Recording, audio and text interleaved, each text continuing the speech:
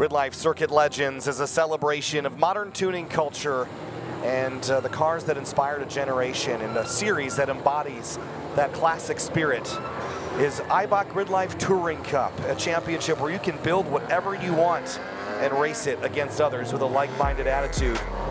You want to build a car that represents the British Touring Car Championship from the 1990s, you can do that. How about Japanese touring cars? You can have that too. Or if you want to do a little stock car interpretation or V8 supercars or DTM, whatever your heart desires, make it around 12.5 pounds per horsepower and you're in. Welcome back to Lime Rock Park. Kyle Heyer joined by Jackson Lambros for the final race of the weekend for Eibach GRIDLIFE Touring Cup, where we invert a portion of the field based on a dice roll from the race 3 winner.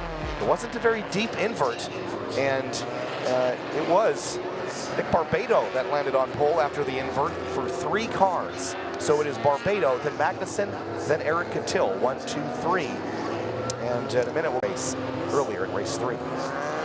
And again, it's the tale of 2 Erics out in front, both on track and in points. Cattell in that EG Honda Civic sedan. And then, of course, the Intimidator in the number 3, Eric Magnuson in the E46 BMW M3. And one of both drivers was hoping to walk away with a little bit of a bigger points advantage heading into the final round at Laguna Seca, but they have been in an absolute stalemate race after race, Kyle. Well, the fans are packed in and ready to watch another couple of races to finish off our Circuit Legends weekend. Let's have a look at our starting lineup here for Eibach GLTC Race 4. And as we mentioned, it is Nicholas Barbado on the front row in the number 49. Eric Magnuson starts in second place in the number 3, the championship leader. Coming into this round, Eric Cattell is the driver trying to chase him down in the 1992 Honda Civic 4-door. Ayrton Grimm, who just won a Rush Series weekend title, starts 4th. Matt Waldbaum and Ryan Christoph 5th and 6th. Then it's Sam Scott and Mason Bursack in 7th and 8th. And rounding out the top 10 positions, Kevin Zhu starts 9th and Joel Morrison in 10th. Great recovery from Joel Morrison in the J-Swapped S2000. Jeff Donati, Bessick, George Mandabel in the 330 CI. 11th and 12th, Salil Shulka returning after a crash in Watkins Glen. Be alongside Julio Crispin, slowly working forward in that RX-8. Donald Louis, Leland Wambolt in the 98 Integra, 15th and 16th. Ronnie Van Duck and RJ Till returning for the first time since Road Atlanta will be starting in 18th. Matt Cornish, Michael Pagano, round out your top 20. And starting in 21st place, that'll be Peter Zhang in the LS Swap Scion FRS. Kunwoo Lee starts 22nd in the number 22 Toyota 86. It's Michael Hilo in a borrowed car starting 23rd. Azimuth Muhammad in the K-Series MRS starts 24th. Dai Win and Dakota Pionik share row number 13. Then it's Zach Mortimer, who picked up some incident responsibility in race 3, starts 27th alongside Max Gorley in the Subi Mods BRZ. Jeff Wasilko and Brian Tyson wrap up the 15th row. In the last couple of rows here, Nathan Manning in that EcoBoost Toyota Corolla. Jeffrey Oliveira in 32nd. Andy Smedegard, a dyno infraction drops him to the tail of the field over Chris Gatos. That's big news. Was curious where Andy was going to end up because he looked so strong, especially in race 3, was able to hold the lead in that 8.6, and unfortunately, looks like we figured out why. Yeah, and you know what's unfortunate too is if you dyno a little bit hot, so long as you have the weight to cover it, they don't disqualify you. If you're over by a little bit, you only get a 10-position penalty. So a disqualification, I believe, is 10 or more horsepower over. So that's certainly a mistake, something wrong there for Andy. Unfortunate. It's going to put a damper on his weekend, but we're about to get a really good race underway. We have watched Barbado win a couple of races. Think back to, it was Mid-Ohio Sports Car Course, and then again at CMP, I want to say, where he picked up another victory. So he's got 2 on record in that E36 BMW. Eric Magnuson has got 7 so far this year, and the driver that is chasing him, Eric Cattell, runs in 3rd. 40 cars starting this one as we come down the hill. This is GRIDLIFE Circuit Legends. This is Eibach GRIDLIFE Touring Cup, and we're waiting for our green flag one final time at Lime Rock Park. Green flag, and we're underway. And a great launch from the inside row. Barbado is going to have a little bit of a head start into turn 1. Cattell's trying to follow him through with his championship rival in the gold car. Christoph offline and wide early. Grimm tried to jam it through again, make it 3 wide with Waldbaum down low, but couldn't make it stick. But how about it for Nick Barbado, the hometown hero in the E36, able to go through a little bit of lawn work there from Grimm down low, still staying tucked to the tracks of Ryan Christoph. Yeah, this is going to be a fun fight between Ayrton Grimm and Matt Waldbaum. Nice tight pack through the first couple of corners, and now onto the Paul Newman straight. Fantastic getaway, Barbado, but he's better run because that 3 car is so fast in a straight line, and that turns out to be a really nice advantage at a track where you've got one good passing opportunity. Catil keeping them both honest, though. And look at Christoph P4. Career best so far at this track, but what have we talked about all weekend long, Kyle? Starts here are so important, that run into turn one, but crucially, finding a partner to work with early, either to work with or battle with, is paramount. And already you're seeing your top three, Barbado, Magnussen, and Catil, start to break away. And crucially, for the first time this weekend, our two championship Erics next to each other on track. Yeah, this is going to be really fun to watch. There's a great battle off into one as well. About 4 or 5 cars going down there. Hope they come out the same way they're pointed right now. Mason Bursack and Sam Scott door to door. Then the P2R Honda S2000. We documented his struggles with the engine failure on Thursday. With a new engine partner, though, was able to pull an engine and get it back in from an Acura MDX, by the way. And here he is racing with Kevin Zhu right behind him. 2-hour drive for them to do that, and still mentally adjusting from the highlighter green we're used to seeing on the Myriad S2000. But Joel, a very popular win in race number 4 at Watkins Glen, and has gone from the very back of the grid in race number 2, trying to charge his way forward to end the race, or end the weekend on a high note, I should say. And how about it for Ryan Christoph, his first ever weekend here in that historic, a legend in and of itself, right? Runoffs winning Honda CRX, trying to find his way onto the podium for the first time this season. And here's a battle for the lead. Here comes Eibach to the outside in the gold and blue, number 3 M3. But Barbado defending with every bit of talent, every nut and bolt he's put together in this car in the last couple of years. This is a home track for him. And he's going to bind up Magnussen and leave Catil an opportunity to snipe a position from the 3 car. It's got to be all the way down low if Magnussen wants to pass, because the last thing he wants is Nicky to really stand him up on the high side, give that door open to Catil, because he knows Catil's going to be able to carry that momentum on the high line, especially here at the top of the hill and at the tail end of the S's. Magnussen can challenge for the lead, but he's got to time this perfectly and not give that Honda an opportunity behind. Saw 88 miles an hour at the top of the uphill there. Great battles throughout the rest of the field. Have a look here at the weekend and championship points in just a moment as well to get an idea of where things land. Catil had made an improvement over the 3, but they're side by side again. And look at the math. Catil is 10 points behind Magnussen, not only in the weekend, but for the championship too. And Magnussen was able to get the lead away. Rule changes now for Barbados on track. That BMW is insurance, a cushion, if you will, to give Eibach that little bit of points. And you can see further back Catil wanting to change that as soon as possible. Tried rolling the high line there on the outside through turn number 3, but the combination of the drift cars and the constant green flag running, not a lot of safety car time and an opportunity to scrub those marbles. Grip is fading on the high line here, Kyle. Yeah, so now Catil's next mission is to get by this 49, 90 miles an hour that time by the radar. And so I think Catil's got pace to match the 3 car, but he can't waste any time. And for Nick Barbado, a local driver, is he going to move over and let Catil on by? I don't think so. This is his chance for a weekend podium. And you see the stretch now with that V8 M3 just powering down the stretch. A little defensive maneuver from the 49 heading into Big Bend. Trying to make that E36 as wide as possible into turn 1. Late move on the inside, trying to make it stick through T2. I don't think you can do that, EK. He's going to try up the inside this time here, just trying to get the corner in. Can't quite do it, but this is the frustration of Catil's car. It's best where it's so hard to make a pass. This is the hardest working driver in the series, I'd have to say, from a setup standpoint. Absolutely. Because his car has to be so much better in the corners than everyone else's, and they all got more tire because they're running a heavier car. So in the slower turns where aero is at an advantage, the balance maybe matters a little less. That Civic EG has a hard time finding enough of an advantage to make a pass. On raw lap time, though, it's one of the quickest cars in the field. And for a circuit that requires constant rotation, you can do it with the pedals in the Civic, but it's so much harder in an FF platform compared to an FR. But you can see the frustration start to boil beneath the helmet for Eric Catil as he's watching that number 3 get a little bit smaller lap by lap into the horizon. Further back, Joel Morrison on the charge big time. Yeah, there's a couple battles happening just behind the main pack as well. Matt Waldbaum, Ayrton Grimm. And then this one, right? This is what I was talking about between Grimm and Waldbaum in the K24 swapped S2000. And again, Ayrton just coming off that rush race where he finished in 3rd in the race and won the weekend. Now trying to wrestle P4 from one of our staple drivers in the ASM S2000. Texan native going side by side with the 17-year-old already earning a trophy winning the weekend in the Rush SR Series, going the highway around. And that'll be a done deal for Grimm. And even behind them, Scott, Bursack, Morrison, they're all shaking and shuffling back there. That 71 car. His first win came back at Watkins Glen, race 4.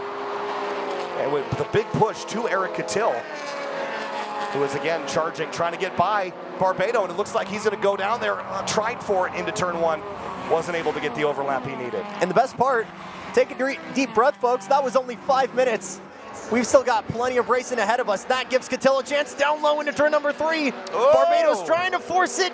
Barely credit card gap maybe between the both of them through 3. Yeah, Catil, I mean, if he can just get Barbado to shift off his line and get him out of the groove, I think he's got a shot. But every lap that he spends behind the 49 is another lap that he'll have to spend chasing Eric Magnuson down out over the crest here.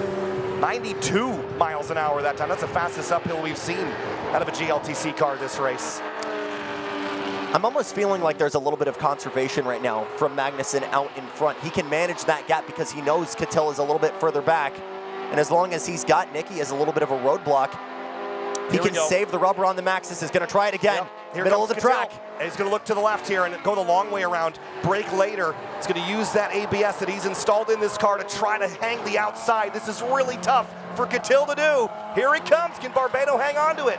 Overlap. He's got it. And into the left-hander here, Jackson, side by side for second. If anyone could make it stick the long way around, it's Eric Catil, and he's able to parry it down low into turn number 3. We're not done yet, though. Still locking horns as we come out of turn number 4. Now they're side by side on the Paul Newman straight. Who's going to lift for the uphill? Catil has been known to stick it around the outside. There's nobody more confident in a race car, and he does it again around the outside of the uphill. Into second place goes the Hybrid Racing EG. Poster-worthy move the long way around Eric Catil. Can't celebrate it too long, though. You've got a target out in front, my friend. Go close that gap to Magnuson. Just over a second ahead. And again, this second place is going to knock out one of Catil's top 10 results. Again, we're dropping races at this point in the season. We have 24 to choose from. 14 best count towards your title. You can't drop them if you have a penalty, which Catil doesn't have. But the math changes a little bit as we get later in the season here, because he's dropping 8ths and 9ths. Magnuson has really only had one bad finish. The rest are all 2nds and 3rds. So again, it was 10 points the last time we looked at it. It's 1 position more for Catil now. And look at the differential. It's 11 with Magnuson out front, 326 to 315. So it wasn't enough of a gain to move him forward. It's going to need to be a swap of positions on track. That means Eric Catil has one mission, and that's to close that gap. That was expensive, though, to make that move stick on Barbado. It's now 2.5 seconds. See how it's looking as they come to the stripe this time by. Just about 7.5 minutes to go. Here's how they run over the weekend. 99 for Emag, Catil at 88. Even with a position swap out in front, this will essentially be Emag's weekend. But crucially on track, that's a big chunk, about 7/10 put away from Catil.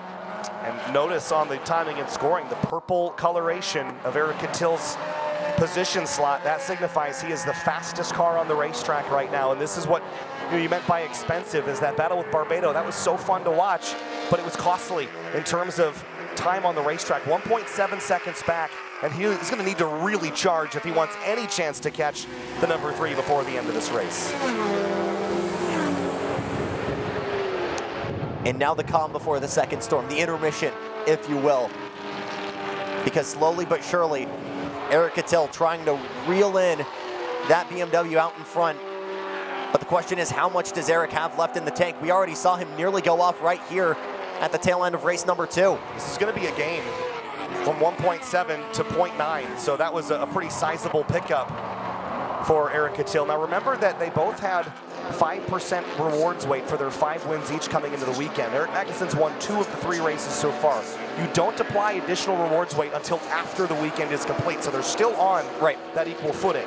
Now I say equal, Eric Magnuson's car is still much heavier, but has more power to boot. This is Salil Shukla, and I believe that's Jeff Donati in the 86 right behind him. That car that Shukla's driving is the famous Trainer 3 that Tom O'Gorman took to a championship in 2022. One of the longtime staples of Andy Smedgard's program, and one of the longest tenured cars in service in TC. If it ain't broke, don't fix it. Keep going at it. Glance a little bit further back. Joel Morrison in the 71 S2000. Ryan Kristoff further back was P4, dropped back to, I believe, P9 on track. It is getting spicy out in front. Eric Cattell is catching Magnussen. It's just half a second between these two drivers now, and he's catching very quickly. And Eric Magnussen, who was looking out the windshield and had nothing in the rear view, now sees the white and green Honda Civic four-door of Eric Cattell. The 2020 champion is right here. They're fighting for a title. It will come down to Laguna Seca on the West Coast a month from now. But Cattell's here and running for the lead. And this could be a move that sets the table for nearly being dead even on points before we head to Salinas. And these two go head-to-head down the corkscrew. He has a run. There's lap traffic. Where does he go with it into West Bend? Nowhere. He's going to have to be patient. Oh, he turned in knowing that lap car was going to brake for him. He looks really fast, Jackson. I don't know where the speed is coming from. He's been struggling on the straight line speed all weekend long, but he is hounding the back of this three car. Combination of two things, Kyle. One, that BMW in front of him might as well be a brick in terms of aerodynamics. It's punching such a big hole in the air, and already in a vacuum, that Civic is so slippery. Such a small aerodynamic profile compared to a vast majority of the TC cars. That's how you're shockingly seeing him close that gap on the straightaways. Well, the other thing to consider, I don't know how many sets of tires each of these drivers brought, but I'd imagine that at the end of the weekend, you're pretty wore out on whatever ones you brought. And here comes Cattell on the tailpipes of Magnussen. This is such a great battle. We saw this last year. We're going to see it again. Nose to tail into the uphill. So close to the edge of the racetrack, using every inch of Lime Rock Park. And just staying nip and tuck with him a little bit further back, Nick Barbado. If this thing explodes and they go side by side, he could be there to swap it and run away with P2. Oh, maybe the win. Big moment! He's hanging that thing out sideways. He does not know how to give up. At least two to go. Still no white flag from the stand. A little bit of a loss that last time for Cattell. I think a lot of that came in turn 7, but his advantage all weekend has been from turn 3 to turn 4. That left and right sweeping combination. That's where this 3,000-pound plus car in Magnussen is weak in comparison to the 2,600-pound Civic Ferio in second place. I don't know if Magnussen was able to see that battle with Cattell and Barbados a little bit further back. I think around the outside on turn number 1 might be the key way for him to make that stick. And that's why I might actually stay normal racing line into T1 for the rest of the race, not even give Eric that opportunity to really switch it back into T2. Well, Eric has waited the last lap or two to build a big enough run to take a swing. Remember, he made a pass at West Bend on Andy Smenegard. He did. He was brave. But if you don't get that done, then you get swallowed up by Barbado and maybe even Grimm in that case. You spend too many times door-to-door like that. Gap is a little bit less than it was last time. Look at the gain on the brakes. These two cars really couldn't be more different on paper. Eric Magnussen's car weighs about 3,200 pounds. Compare that to the 2,630 pounds of Eric Cattell's car. 500-pound difference. A lot less steel to stop, but again, that's the only real heavy braking point on the track, and this is where the frustration comes to fruition for Eric Cattell, because he's got the pace in this part of the track, but Magnussen's just such a roadblock. He's got the pace, but he just doesn't have the space to put it anywhere. Oh, Cattell 91 miles an hour over the crest of the hill, trying to find an advantage. Right on the bumper of the 3 Series. And I see a white flag in the hands of the starter. There will be 1.5 miles left in this race. Eric Cattell's got to pull some magic out of his sleeve to make this one happen. 1 lap to go at Lime Rock Park. Not going to be T1. Eibach knows it. He swings it wide, arcing into the first corner. And further back, Grimm, Waldbaum, Bursack not going to be able to challenge. We haven't seen him make a move yet through 3 and 4. Could it be right here? Watch this, up the inside they touch, and Magnussen goes sliding off course, and Cattell's going to have to give that back. They will not let him make that pass, and that could be a penalty for Eric Cattell. And that was too much. He wanted too much, Jackson. And look who snuck through, Nick Barbado. You said it. The opportunity was ripe for the 49 to pick the pocket of a dramatic end of this race. And in Eibach GRIDLIFE Touring Cup, contact is not allowed. And I think that was optimistic there by the 82. You'd see a very rare mistake from even the best in the series. And Nick Barbado was there to pick up the pieces in the number 49 the Barbados Speed Factory E36 is going to win race 4 of Eibach GLTC in a dramatic last lap change. The Connecticut kid able to get it done, but boy, on track, we just saw a 5-month-long rivalry reach its very most boiling point. It's been a long time coming. Yeah, and I know Eric will be apologetic about that. And I think Eibach will understand. These guys are both, they're friends. They talk a lot in the paddock. I don't think there'll be any lasting drama from this, but you just have to know that that was not an intentional hit, but he saw the door open right here. He went to the right, thought he saw a chance right here, but there is a 3/4 sized car hole right there, and he just tried to make it stick. And almost had it saved. I'll give Eibach a lot of credit, though. He almost had that thing straightened out. But that front left Falcon had to be fully in the grass for that to stick, and even when you do that, you're in a whole nother world of hurt. Yeah, so the question now comes, we won't know this right now, but Magnussen managed to get back on track and salvage a 3rd.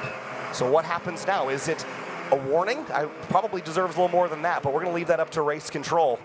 And it could be several positions, and I won't even bother with the weekend points because it will probably change from here, and you'll have to check. What you got, Jackson? One thing is for certain, regardless of how this stands out, it's going to be near dead even on points, and both Erics are going to need to clear their calendars for September because they got to load up the trailer and head out to Monterey in the 3rd weekend of the month. Well, here's a look at your unofficial post-race results. Nick Barbado out in front, 16-lap race over Eric Cattell and Eric Magnussen with that dramatic last lap change. Ayrton Grimm to 4th place in that number 2. Waldbaum, Bursack, Sam Scott, Joel Morrison. Great result for the engine-swapped car. Ryan Kristoff and Kevin Zhu, the rest of your top 10. And there was all sorts of great racing back there. 11th on back, Shukla, Donati, Wampolt, Louis Crispin, and more. But Jackson, we had quite the treat for Eibach GLTC this weekend. So many classics that we got to witness, even though, you know, it's a hard place to pass, but how equal and even this series is, that's what creates that desperation. Just finding the smallest of advantages, it's so tricky. And again, how cool is it for it to be not just 2 guys sharing the championship, but for it to be 2 different cars, 2 different eras, 2 very different build philosophies to be butting heads and just trading blows all season long. This is going to be one of the best title fights we have seen in GRIDLIFE's history. Let's have a look at the highlights from GLTC Race 4 on the start. Barbado got a nice little shove from Cattell here into turn 1, and Barbado was able to clear the number 3 for a couple of laps while everyone raced behind them. And it was really these 3 in a zip code of their own, and that was how it was for the rest of the race. But it was this pass into turn 1 with Eibach on the outside. Look at him holding Barbado tight to the inside, forcing him to brake a little early. And then the battle for second ensued a couple of laps later, Jackson, with Cattell using every trick in his bag to try to get by that BMW. Interestingly enough, both passes really stuck on the outside of turn number 1. You're about to see another one right here, and it all started with that rocket launch a little bit further back. That sets up the outside of turn number 2, becoming the inside of turn number 3, and much less steel to move. For Cattell, a little bit of sideways action, but he's able to make that stick for second place. And then a couple laps later, after Cattell made this pass, this was the really cool pass on the uphill, by the way, this strong arm move up the outside of the uphill that he did last year in order to win race 4 against Eric Magnussen and Andy Smedegaard. This year it's against Barbado. I want to play devil's advocate here for a second. Optimistic move that we saw the next lap after this one. However, there is the stipulation in the rules that all cars are responsible to avoid contact. And for Eric Magnussen, there was a little bit of a door open. So I'm not saying that I would say that the 3 did He was online, though, Kyle. I'm not saying that he's going to get penalized. But, well, that angle, never mind. the drone, yeah, I think we'll know the outcome of that one. But what will the penalty be? That is left to be determined. Nick Barbado wins Eibach GLTC Race 4, and more coming after the break.